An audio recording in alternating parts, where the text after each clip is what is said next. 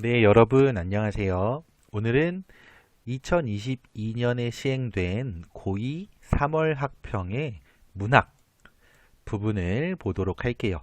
그 중에서도 첫 번째 지문이었던 이 두 편의 시조와 한 편의 수필에 대한 내용을 분석해 보도록 하겠습니다.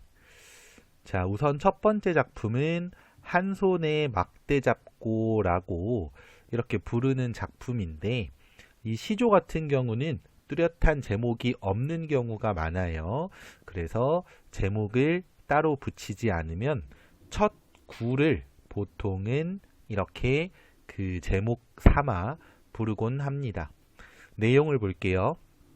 한 손에 막대 잡고 또 한 손에 가시 쥐고 늙는 길 가시로 막고 오는 백발 막대로 치렸더니 백발이 제 먼저 알고 지름길로 오더라. 네, 아무래도 세 줄짜리 짧은 작품이다 보니 내용이 많진 않은데 이 안에서 사용된 어떤 표현법을 보도록 합시다. 내용도 보고요. 우선 막대와 가시, 여기서 가시는 가시가 달린 예를 들면 채찍 같은 거라고 생각을 합시다. 그 두 가지는 뭐냐면 늙는 길, 늙음이죠. 그 다음에 백발, 역시 늙음이죠.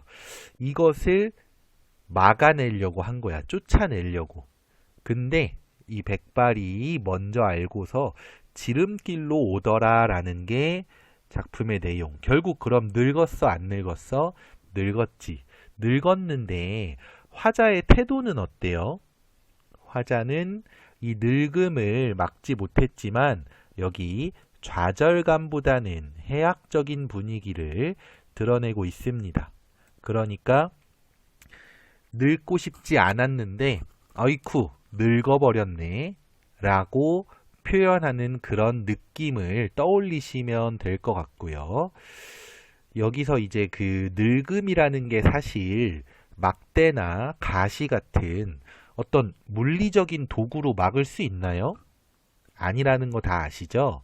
그렇기 때문에 이 작품은 이 객관적 아니죠. 추상적 대상을 마치 구체적인 사물처럼 표현했다라는 특징이 좀 있습니다.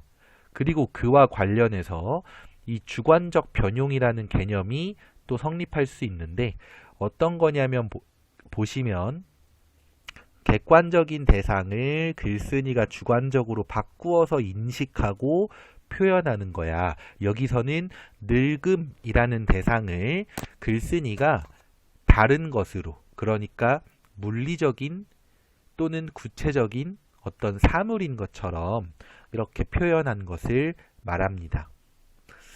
네. 그래서 이 작품의 아주 중요한 표현으로는 주관적 변용이 쓰인 것.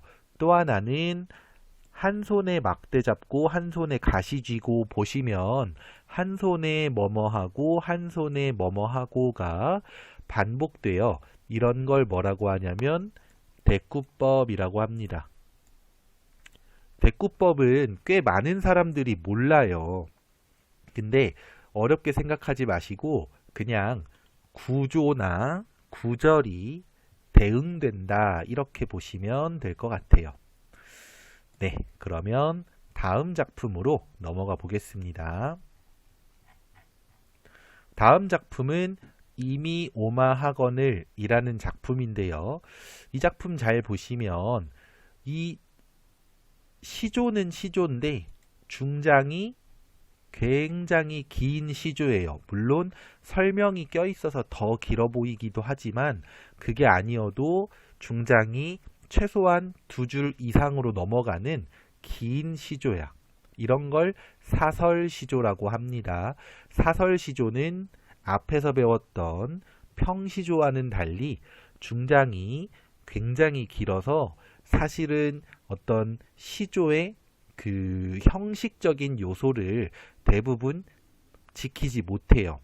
글자 수도 많아지고 음보 수도 굉장히 길어지거든.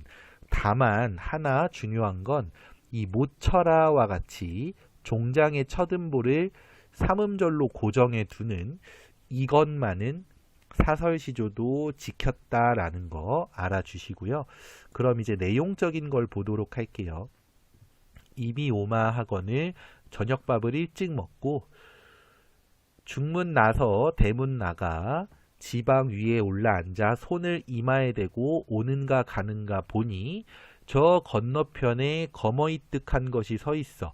바로 이미 왔구나 해서 이렇게 곤비인비, 인비곤비, 천방지방, 지방천방 해가면서 워렁퉁탕 갔는데, 달려갔는데 정옛말 하려고 흘낏 보니 작년에 심어놓은 주추리 3대가 살뜰히도 나를 속였구나 라고 나와요.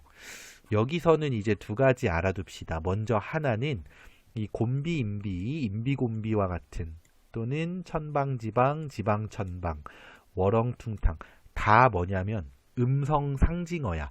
그 중에서도 구체적으로는 의태어와 의성어로 나눠지지만 큰 틀에서는 음성상징어에 포함이 됩니다. 이거 알아두시고요. 그 다음 또 하나는 내용상으로 화자는 지금 이 주추리 3대를 임으로 착각한 거야. 그럼 여러분, 나를 속였어. 어떤 대상이나 사람이. 그럼 기분이 좋아, 안 좋아? 안 좋지. 아, 내가 이 자식 때문에 속았네. 이렇게 말해야 되는데 살뜰히도 날 속였구나 라고 하죠. 여기서 자신을 속인 부정적 대상을 긍정적으로 표현하죠. 반어법이라고 합니다. 반어법은 말하고자 하는 바와 반대로 대상을 표현할 때 반어법이라고 해요. 잘못했을 때 잘했다고 하거나 좋아하는데 미워하거나 이런 것들이 모두 반어법에 해당합니다. 자, 그 다음에 마지막에는 밤이기에 망정이지 행여 나지런들 남 웃길 뻔하였구나.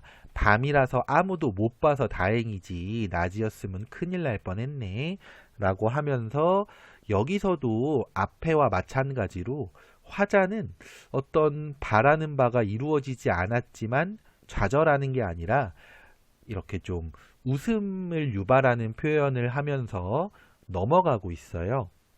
이 두 작품의 공통점이기도 하니까 잘 알아놓으시면 좋겠습니다. 자, 그러면 이제 다음으로 세 번째 작품을 보도록 하겠습니다. 세 번째 작품은 백리금파에서라는 수필인데 이것은 이제 그 현대 수필입니다. 좀 내려가서 본문을 볼게요.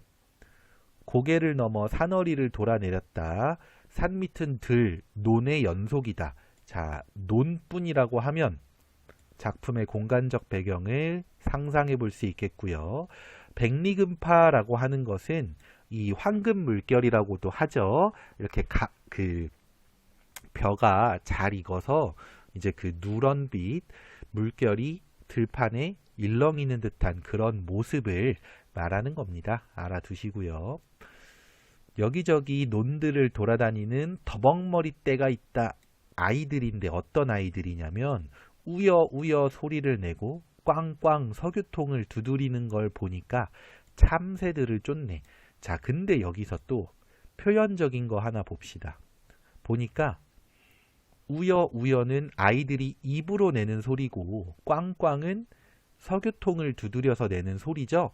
바로 의성어, 넓은 의미로는 음성상징어가 활용되었다는 것을 알 수 있습니다. 앞에서 나왔던 그 나 작품과 나가 그러니까 두 번째 작품 사설시조 작품과 동일한 어떤 표현상의 특징이 드러나죠. 알아두시고요. 그래서 참새들을 자꾸 쫓아내는데 참새는 이런 아이들의 아우성을 질타. 그러니까 이겨낼 만한 담력이 없어. 그러니 큰 소리가 날 때마다 놀라서 도망쳐야 되는데 그런 참새를 화자는 그러니까 말하는 이는 피곤한 나래를 쳐야 한다라고 말하고 있어. 이것은 참새가 피곤하겠다라는 화자의 어떤 연민 또는 동정심이 드러나는 인식이라고 생각하면 됩니다. 그리고 나서는 흑사병 같은 우여우여 꽝꽝 속을 헤매는 비유나들이다. 여기서 흑사병은 우여우여 꽝꽝 소리를 말해요. 그러니까 그냥 요 정도로 생각하자. 사람을 아주 지독하게 괴롭혔던 게 흑사병이죠.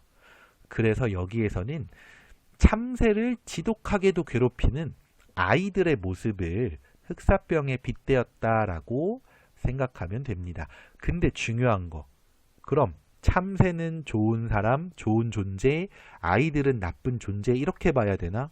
아닙니다. 사실 애놈들도 고달플 것이다.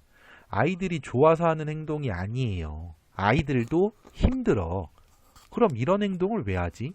자, 좀 더 읽어볼게요. 나와 당나귀는 한참을 보다가 오뚜기를 꺼내서 아이들한테 막 보여줘. 그 다음에 이거 너희들 줄 테니까 씨름해서 이긴 사람 상으로 줄게. 즉석에서 씨름 대회를 열죠. 그래서 아이들은 수줍은 마음에 처음에는 쭈뼛거려. 그러다가 어찌어찌 두 놈을 붙여놓으니 당연히 한 놈은 이기고 한 놈은 지겠죠. 그 사이 관중은 열이 올라서 허리띠를 고쳐매고 자원하는 놈이 있다. 제가 한번 해볼게요. 이러는 거죠.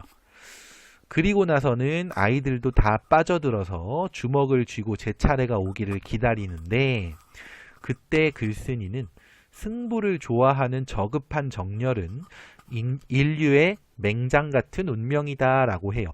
여기서 그러면 글쓴이는 지금 이 승부에 집착하는 아이들을 보며 좋아해, 안타까워해, 안타까워하는 겁니다. 자, 그렇게 생각하는 이유가 어디 있냐면, 자, 아래로 가보면 결국 한 아이가 이기고 씨름대회는 끝나요. 그런데 참새들은 그동안 배가 불렀을 것이다. 아이들이 다 여기서 씨름대회 하는 동안 참새들은 맛있게 이것저것 먹었겠죠. 그럼 씨름대회를 연 이유가 뭐야? 참새들을 위해서 열었구나. 자신의 오뚜기를 주면서까지 씨름대회를 한 거구나. 알 수 있죠. 그 다음 중요해. 제일 중요한 건 여기야. 이리하여 나는 천석군이의 벼 두 되를 횡령하였고 재산의 7전가량을 손하였다. 자, 여기서 횡령이라는 말은 얘들아 어떨 때 쓰지? 예를 들면 우리 회사에 뭐 공공기금이 뭐 20억이 있는데 내가 그 중에 5억을 몰래 꺼내서 쓴 거야. 그런 게 횡령이에요. 아주 나쁜 행동이죠. 그럼 여기서 천석군이는 약간 오늘날의 백만장자랑 비슷한 뜻이야. 천석군이의 벼 두 되를 횡령했대. 벼 두 되는 아주 적은 양이죠. 그럼 이거 큰 잘못이야, 작은 잘못이야? 그다지 큰 잘못은 아닙니다. 근데도 횡령이라는 표현을 왜 썼을까? 왜냐면 작은 잘못임에도 큰 잘못인 것처럼 해서 이 참새한테 벼 조금 나눠주는 게 싫어서 아이들 시켜가지고 참새를 쫓는 이 천석군의 심보, 바로 뭐예요? 욕심이겠죠. 욕심을 비웃는 표현이 바로 횡령인 거예요. 천석군의 욕심을 비웃는 표현. 그러니까 여기에서도 앞의 작품들과 마찬가지로 웃음을 유발하는 표현이 사용되었다라는 것도 확인해 볼 수 있죠. 네, 그래서 이 뒤로 7전가량의 재산을 손하였다는 건 오뚜기 값이 아마도 7전인가 봐요. 그리고 나서 오늘 밤 참새들은 배부른 꿈을 꿀 것이다 하고 끝나. 자, 여기서 중요한 거.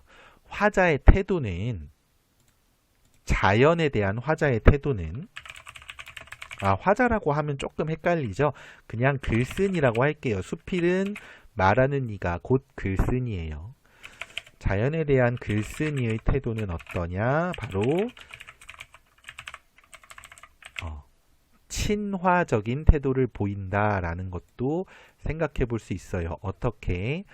참새라는 자연물이 고초를 겪는 게 안타까워서 자신의 재산을 손해 보면서까지도 참새를 돕는 태도에서 알 수 있는 겁니다.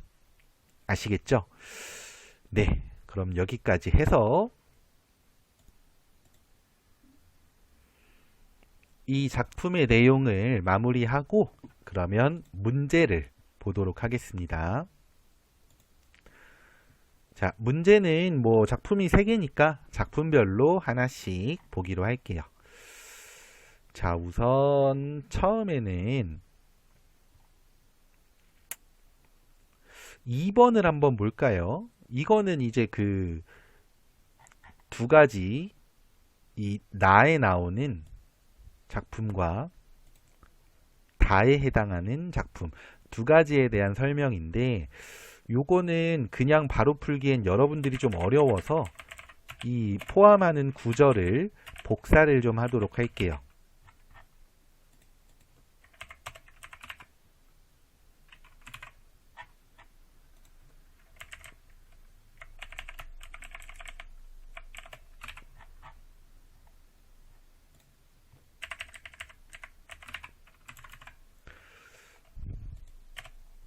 자, 이렇게 보면 풀기가 좋을 겁니다. 자, 기역과 니은에 대한 이해 중에 적절하지 않은 것은 답이 되는 걸 바로 보도록 할까요? 답이 되는 것은 4번이 됩니다. 왜 4번일까? 기역에서는 내적 갈등에서 벗어났다. 뭐 사실 이 작품의 갈등 자체가 임을 만나지 못한 나의 어떤 그리움으로 발생하기 때문에 아직 해소됐다고 보기가 어려워. 게다가 니은에서는 괴로움의 시간이다. 참새들이 배부른 꿈을 꾸면서 행복해하겠지? 라고 생각하고 좋아하는 시간이에요. 따라서 2번은 4번이 적절하지 않은 것이 되겠습니다. 다음으로는 10번을 한번 볼까요? 자, 나에서 공간의 이동을 정리한 건데 화자의 정서 변화 이에 대해서 한번 보도록 합시다. 답이 되는 것을 먼저 보면은 3번이 답이겠죠. 나 주출이 3대 쪽으로 가면서 화자는 다가갈수록 불안함을 드러낸다. 아니겠죠. 님에게로 다가가고 있다는 생각에 점점 더 기대감과 설렘, 흥분 이런 게 나오겠죠. 그러니까 정확히는 불안함을 드러내고 있는지 알 수 없고요. 어떤 심정인지 알 수는 없지만 추측을 해보면 아마 기대하고 설레는 마음 이런 것들이 많이 드러났을 겁니다. 아시겠죠? 네, 그러면 다음으로 다음 문제 가보도록 할게요. 다음 문제는 15번을 한번 볼게요. 화자의 태도가 다의 글쓴이와 가장 유사한 것을 물어보는데 지금 다의 글쓴이 같은 경우는 아까 얘기했지만 자연 친화적인 태도를 보인다라고 했죠. 그랬을 때 이 다의 글쓴이는 태산이 높다 하되 하늘 아래 메이로다 사람이 안 오르고 산만 높다 하더라와 같이 뭐랄까 그 사람의 노력을 탓하는 거 아니고요. 까마귀가 검다 하고 백로가 웃지 마라. 겉 희고 속 검은 것은 너뿐일 것이다. 아니죠. 이 겉과 속이 다른 사람을 비판하는 내용이야. 강산이 좋다 한들 내 분으로 누웠느냐. 임금 은혜를 알겠구나. 갚고자 해도 해올 일이 없애라. 자, 여기에서는 임금에 대한 충성도 맞지만 강산을 좋아하는 화자의 자연 친화적 태도도 드러나죠. 그래서 답은 3번입니다. 나머지 것들도 정답도 확인해 가면서 꼭 읽어보도록 하시고요. 그럼 이 수업은 여기까지 하면 될 것 같습니다. 다들 고생하셨고요. 지금까지 수업에 활용된 모든 자료는 나무 아카데미 홈페이지에서 이용하실 수 있습니다. 감사합니다.